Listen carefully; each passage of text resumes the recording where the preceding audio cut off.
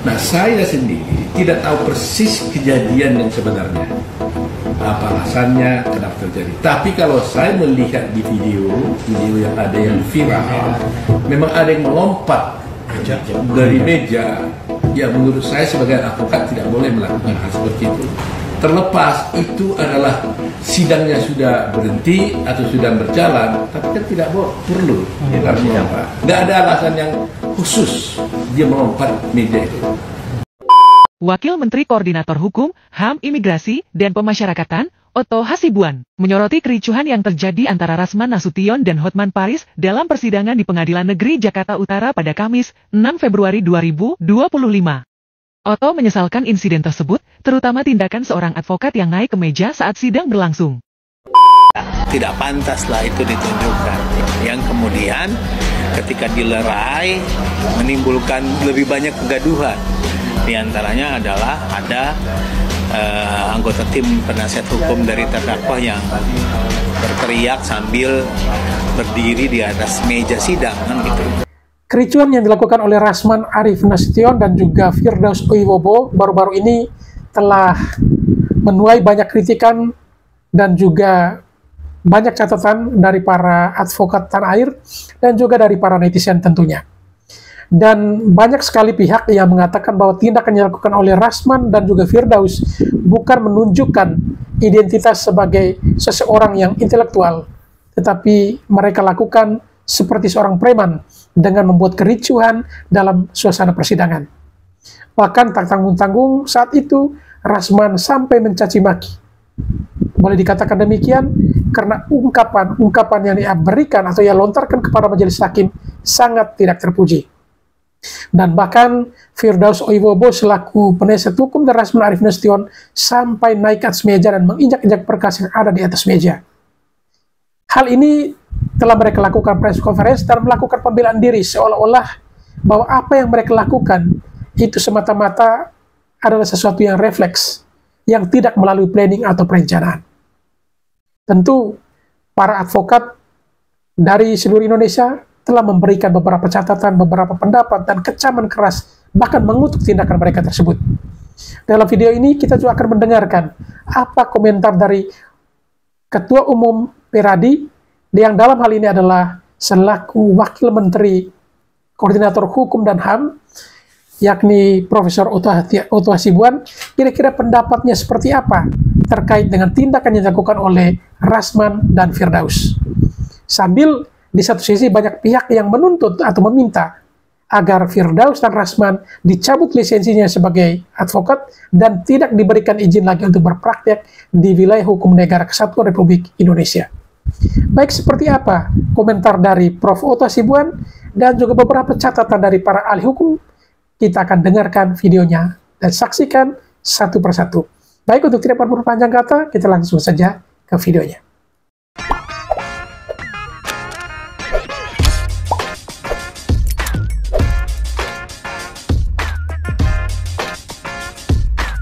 Saya sendiri tidak tahu persis kejadian yang sebenarnya. Apa alasannya, kenapa terjadi. Tapi kalau saya melihat di video yang ada yang viral, memang ada yang melompat dari meja. Ya, menurut saya sebagai advokat tidak boleh melakukan hal seperti itu. Terlepas itu adalah sidangnya sudah berhenti atau sudah berjalan, tapi kan tidak perlu. Artinya apa? Nggak ada alasan yang khusus dia melompat meja itu. Nah, persoalannya sekarang adalah ini kan organisasi yang seharusnya mengambil tindakan terhadap seperti itu, apakah itu dianggap melanggar kode etik atau tidak. Karena kami sebagai lawyer, ya, ini saya bicara lawyer dulu ya, yang sudah lagi cuti ini, kami tidak bisa mengatakan orang lain itu melalui media orang itu melanggar kode etik. Jadi kalau saya temukan Anda melanggar kode etik, saya bilang saya akan laporkan dia karena melanggar kode etik. Itu pelanggaran kode etik. Saya ini melanggar kode etik. Seseorang advokat yang menuduh seseorang melanggar kode etik dan disampaikan kepada media massa, itu adalah pelanggaran kode etik. Jadi kalau saya mau rasa ada orang lain melanggar kode etik, saya nggak lapor kepada wartawan, saya lapor ke Dewan Kehormatan.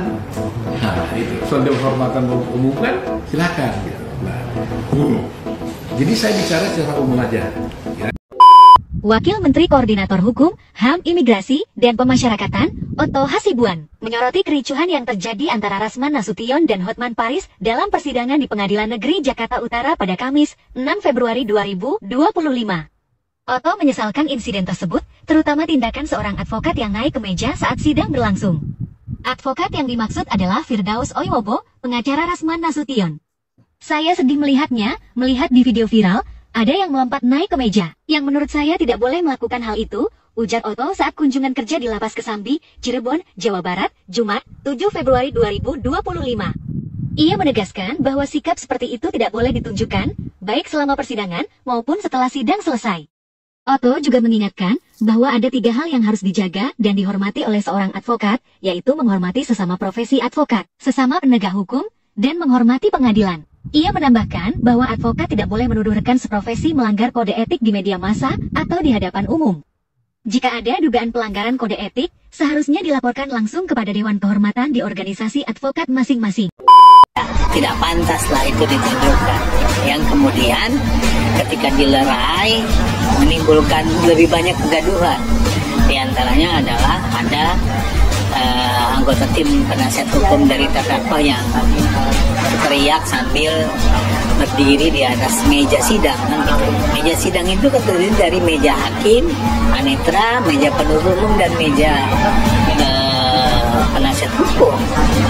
Tindakan ini masuk kategori contempt of court, ya, satu tindakan yang bisa dikatakan menghina pengadilan. Sekalipun sidang sudah ditunda atau ditutup, tapi kegaduhan yang timbul karena tindakannya yang dianggap bisa menghina pengadilan. Nah, ini yang seharusnya juga direspon untuk kemudian bukan mencari dalil-dalil pembenaran, tetapi harusnya adalah untuk menunjukkan sikap bahwa tindakan itu tidak dapat dibenarkan, alasan apapun juga. Profesi advokat adalah profesi yang sangat terhormat. Sering disebut officium nobile, kan gitu ya, profesi yang sangat terhormat. Mereka itu bekerja atas dasar kehormatan. Jadi tindakan yang dilakukan oleh yang bersangkutan sama sekali tidak mencerminkan kehormatan sebagai seorang advokat yang sedang bertugas, ya, yaitu yang sedang menjalankan tugas sebagai penasihat hukum dari terdakwa.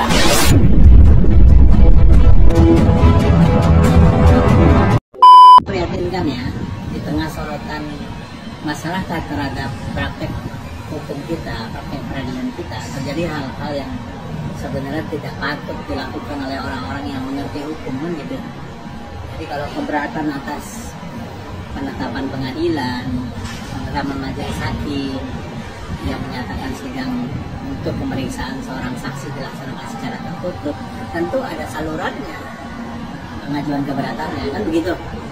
Nah, tidak bisa dengan cara-cara yang saya kira seperti yang kemarin kita lihat. Seharusnya adalah meminta agar keberatannya dicatat atau menjadikan hal itu sebagai dalil di dalam pembelaan ataupun upaya hukum ketika hal itu sudah diputus, gitu ya. Nah, itulah yang reaksi yang menurut saya harusnya dilakukan oleh orang-orang yang mengerti hukum. Tapi sayangnya reaksinya dengan tindakan yang tidak sepantasnya, termasuk diantaranya setelah sidang itu ada yang sampai berdiri di atas meja penasihat hukum. Saya kira itu bagian hal yang tidak pantas dilakukan oleh seorang praktisi hukum.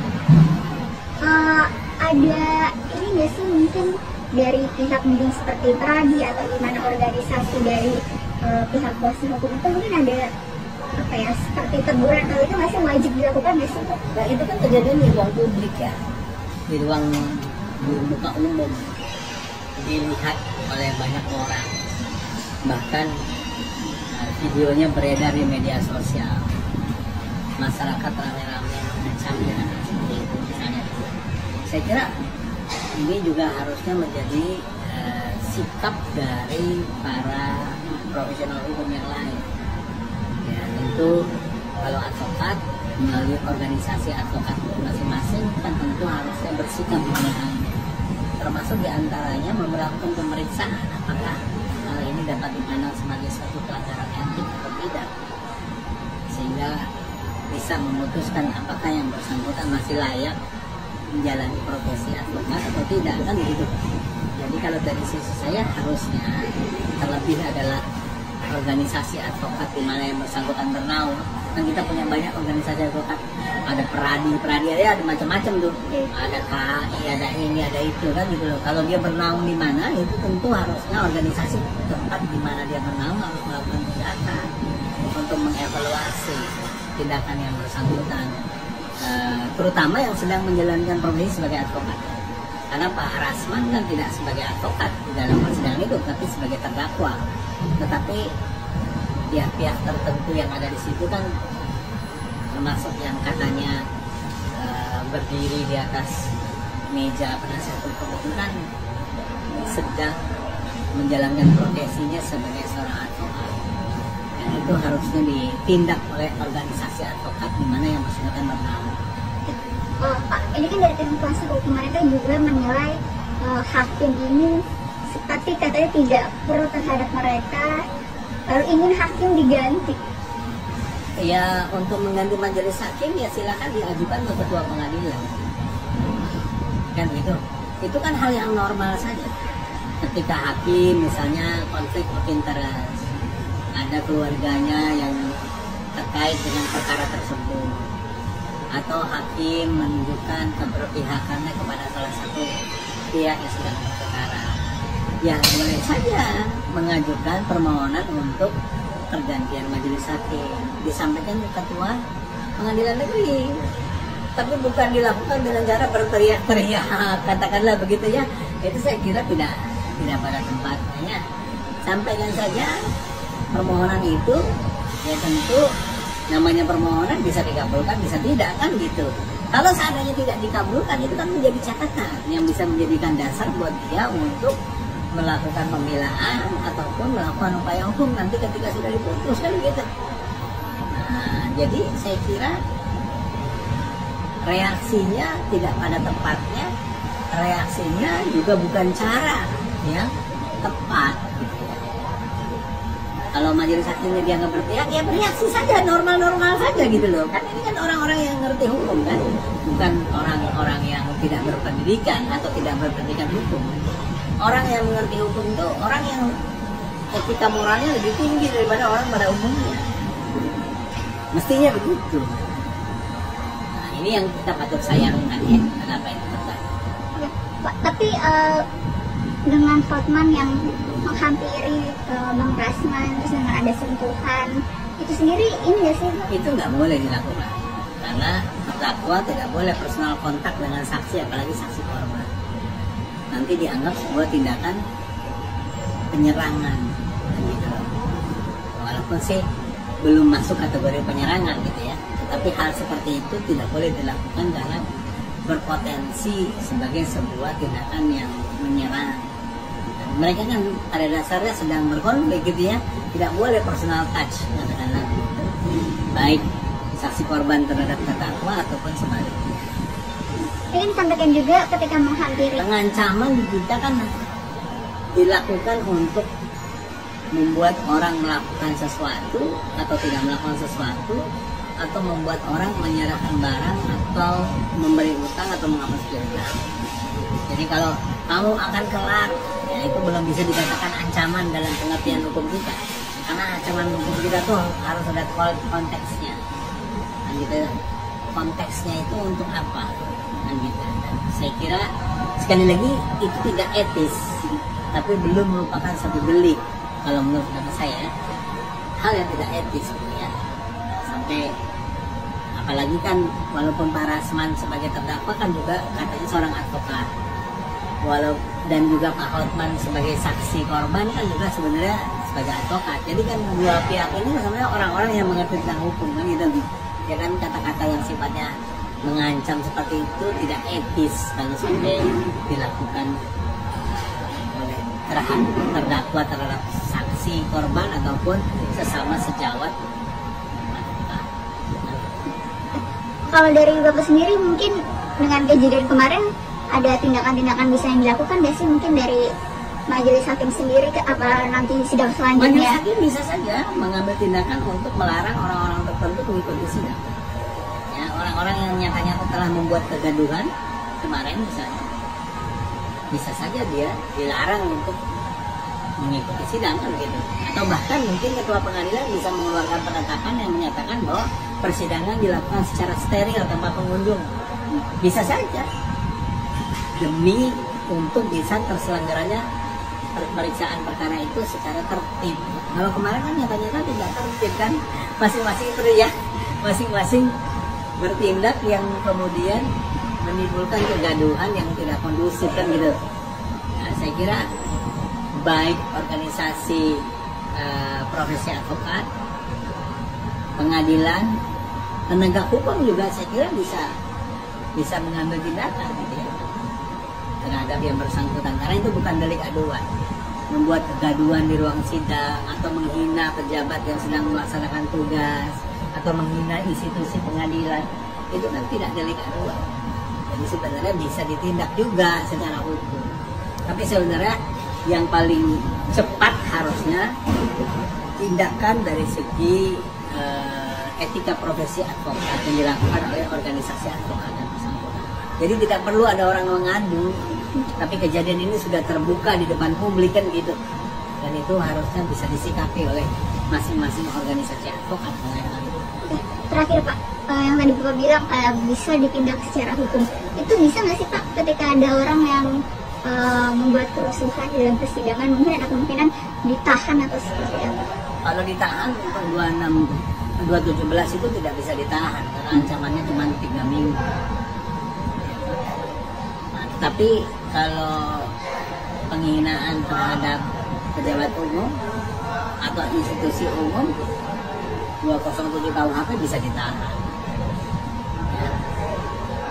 Juga bukan delik aduan kalau dia anggap misalnya itu penghinaan terhadap majelis hakim yang sedang melaksanakan tugas misalnya kan begitu, karena mungkin ada kata-kata yang tidak pantas, misalnya menyatakan koruptor misalnya begitu ya. Saya dengar ada kemarin kata-kata seperti itu yang dari media yang saya kira juga tidak pantas dilakukan oleh orang yang mengerti hukum, karena ya orang yang didakwa korupsi aja tidak boleh disebut koruptor sampai pengadilan menyatakan dia terbukti korupsi kan gitu. Ini kan pelajaran semester 2 itu mahasiswa saya sudah paham soal itu. Terima kasih banyak Bapak. Itu yang suka protes-protes, katanya pengacara banyak yang jahat, jaksa banyak yang jahat, majelis hakim banyak yang jahat, polisi banyak yang jahat. Coba nonton ini film sebentar, saya kasih lihat. 一个误判就会摧毁一个家庭，所以我们司法人员是不。 Di situ kalian bisa lihat betapa sulitnya itu polisi mengungkap keadilan. Susah juga mereka menangkap kalau buktinya tidak lengkap. Resikonya mereka, contoh misalnya dia mau menangkap, resikonya itu besar. Besar, bisa membahayakan dirinya kalau misalnya tindakan-tindakannya itu tidak terukur. Sangat membahayakan. Mereka juga punya keluarga bro. Walaupun profesinya mereka pegang, ada tugas yang diamanahkan oleh negara.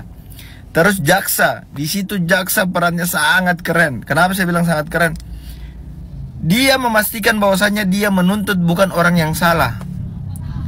Dia menuntut bukan orang yang memang tidak melakukan hal tersebut. Dia memastikan seluruhnya bagaimana keadilan itu bisa ditegakkan sampai sangat berbahaya dan beresiko untuk seorang jaksa, untuk seorang penegak hukum.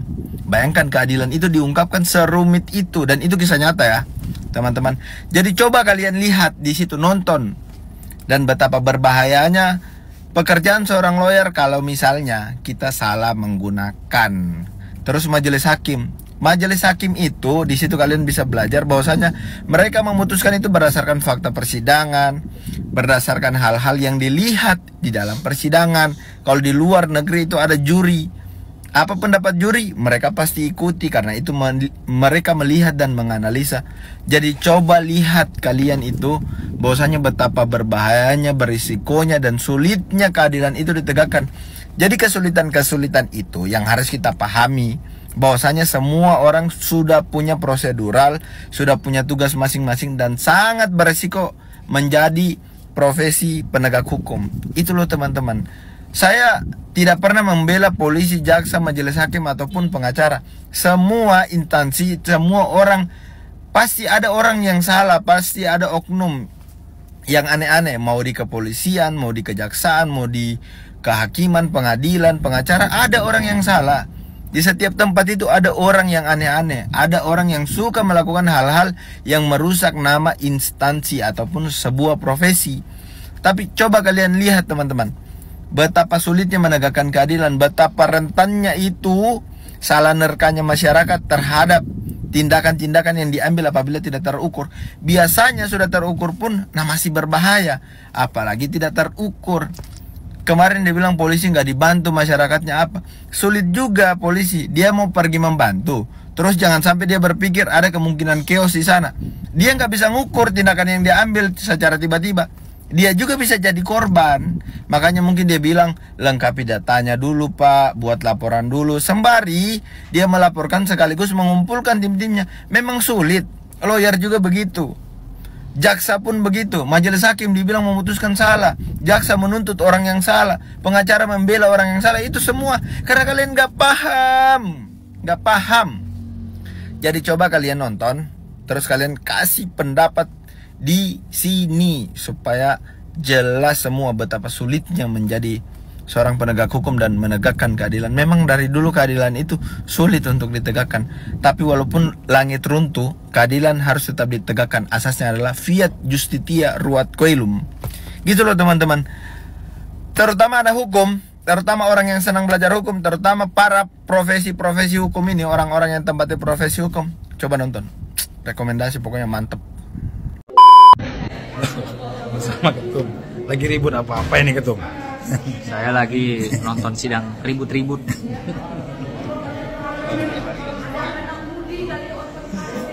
Ini keren.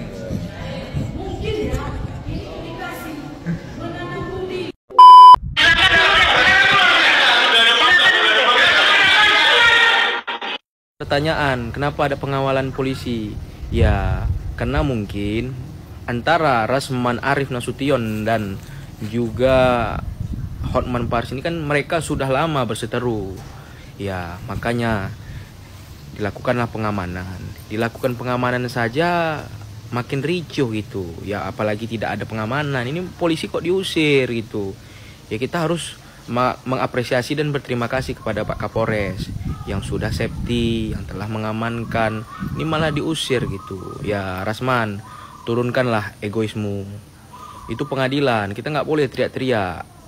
Ya karena pengadilan itu tempat orang meminta keadilan. Ya kau silahkan buktikan itu di pengadilan nanti, apa kau bersalah atau tidak.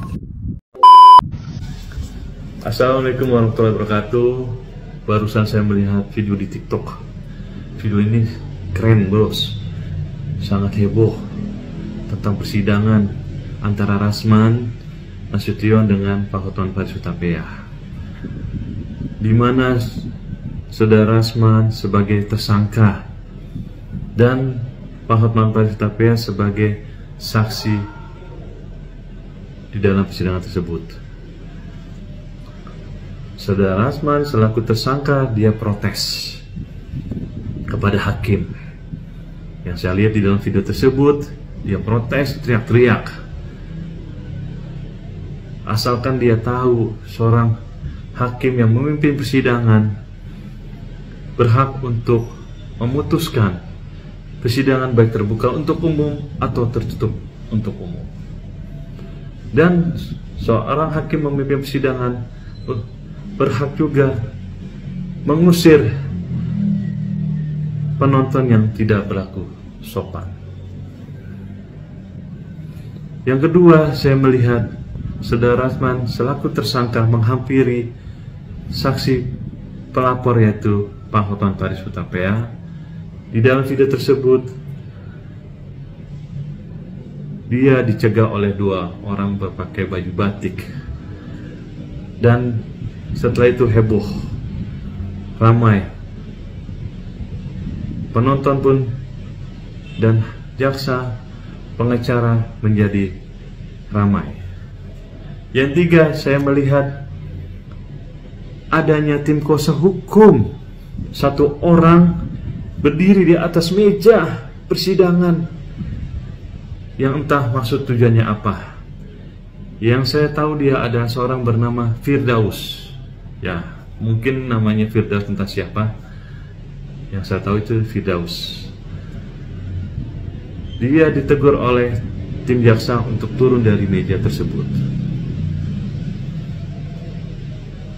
Untuk Bang Firdaus, baru kali ini sejarah Indonesia, baru kali ini persidangan di Indonesia ada tim kuasa hukum, seorang pengacara berdiri di atas meja yang mencoreng persidangan, yang mencoreng institusi pengadilan, yang mencoreng profesi saudara sebagai advokat. Saudara memakai baju toga, berdiri di atas meja, entah maksudnya tujuannya apa. Saya selaku advokat menegur saudara untuk mengklarifikasi saudara berdiri di atas meja tersebut. Kenapa saudara bisa sejauh itu berdiri di atas meja, sedangkan persidangan itu yang saudara harus patuhi, yang saudara harus hormati, dan tidak pantas saudara berdiri di atas meja tersebut. Terima kasih. Setelah melihat atraksi pengacara yang brutal, kemudian menyerang kehormatan kemuliaan hakim di Pengadilan Jakarta Utara, saya sudah memberi komentar bahwa agar majelis hakim menetapkan untuk bahwa itu adalah contempt of court, penghinaan terhadap pengadilan, ya. Kemudian ditangkap orang-orang tersebut. Kemudian majelis juga menahan terdakwa, ya, agar persidangan ini bisa berjalan dengan lancar. Jangan menggunakan logika analogi seenak perut mereka, karena mereka adalah pengacara dan adalah pengacara juga yang melakukan kesalahan yang didakwa saat ini. Jadi bukan proses seorang pengacara mencari keadilan, tapi karena ada ketidakadilan yang dibuat oleh oknum pengacara kura-kura ninja itu, sehingga dia dituntut, ya, dia didakwa di pengadilan, dituntut dan diproses untuk menuju ke binaan lapas nanti. Dalam hal ini saya bersikap netral, dan di antara seluruh lawyer itu saya mengenal satu orang merupakan adalah sahabat dan kerabat saya, yaitu Rihat Huta Barat.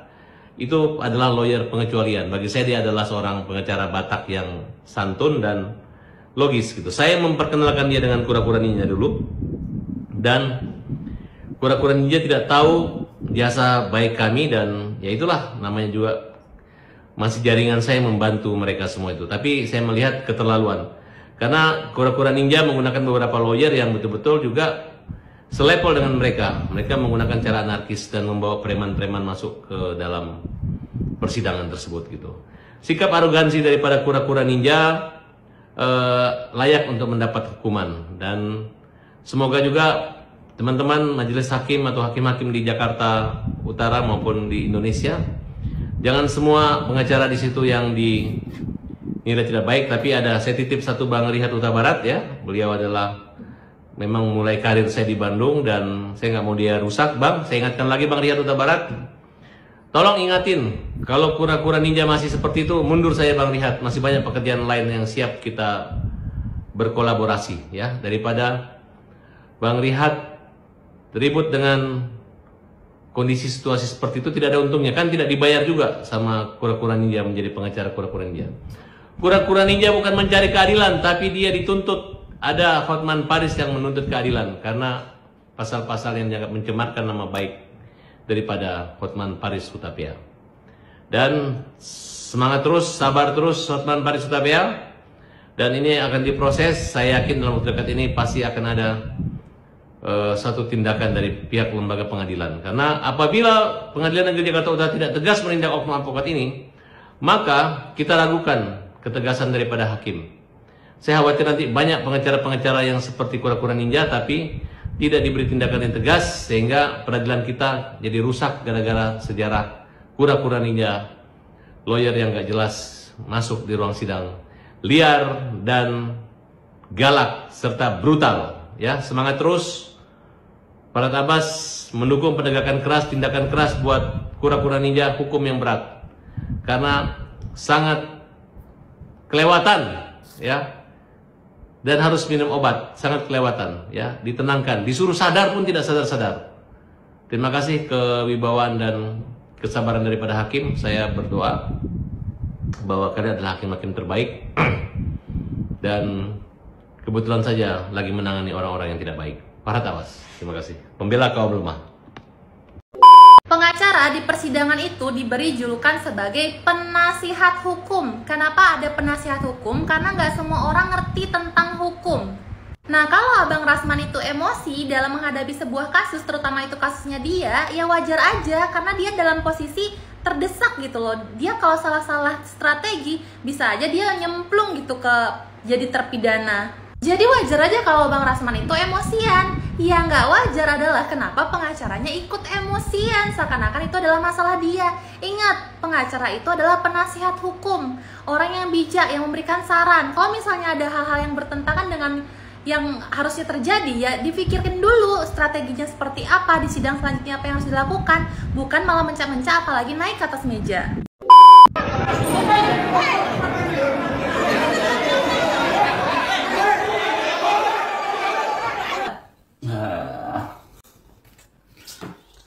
Kalau pandangan saya itu sangat buruk sekali dan tidak boleh dicontoh. Mestinya ya seorang pengacara senior ya tidak seperti itu, apalagi di suatu pengadilan ya. Itu sudah menurut saya melecehkan suatu institusi pengadilan kalau menurut pandangan saya gitu ya. Jadi di situ sudah tidak baik ya. Tidak cocok lah seorang oknum ya, apalagi seorang advokat ya yang istilahnya benar-benar orang yang ngerti hukum ya kan. Kalau di pengadilan ya kan, di situ kan tempat kita mengadu ilmu ya kan, disitulah kita mencari membela klien kita ya kan. Nah jadi bukan seperti yang dicontohkan seperti begitu ya. Jadi pesan-pesan saya buat anak-anak muda ya, terutama yang akan menjadi advokat nanti ke depan, jangan ditiru seperti itu ya, karena menurut saya itu sangat salah besar ya, dan itu tidak baik, tidak elok ya. Dalam sejarah ini ya, saya juga baru melihat ada seorang oknum advokat ya yang naik di atas meja seperti begitu, dan itu tidak dibenarkan ya. Dalam segi pandangan dimanapun ya, apapun itu alasannya, itu tidak dibenarkan. Boleh aja kita membela klien ataupun ada keberatan yang seperti yang mungkin tidak diinginkan oleh pembela hukumnya ya, penasihat hukumnya. Mungkin bisa dengan cara lain, cara yang lebih baik itu bisa. Jadi tidak seperti yang seperti video-video yang sudah ditayangkan sekarang ini gitu loh. Jadi pesan saya kepada semua advokat, sah-sah aja kita untuk membela klien ya. Pada intinya kan kalau kita menyelesaikan masalah sampai tuntas. Terima kasih, selamat pagi. Baik sahabat sekalian, demikianlah beberapa buah video yang coba saya reaksi pada kesempatan kali ini, dan kepada para sahabat sekalian yang mungkin ingin berkomentar, silakan tulis di kolom komentar. Sekian dan terima kasih, dan sampai berjumpa kembali di video selanjutnya.